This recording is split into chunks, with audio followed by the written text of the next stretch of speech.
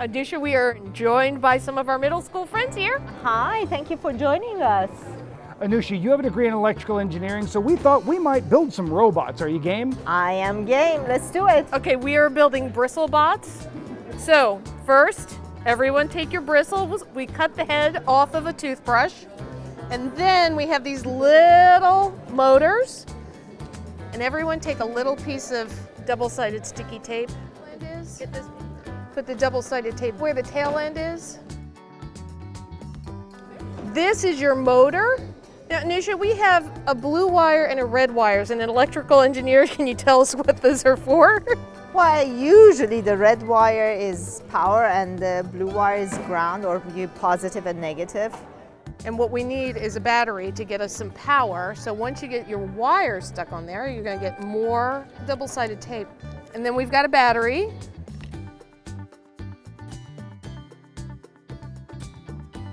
And then we'll put one piece of the wire on the bottom. And then we're gonna stick the robot's head onto the top of the bristle brush, so like that. Can you guys see?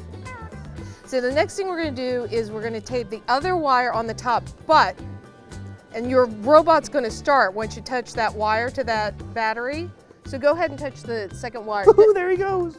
Marty, what are we gonna do with these next? Next, we are gonna make our little Bristlebots paint. Let's make these puppies paint. So once you've got them, vibrating, dip them in the paint a little bit.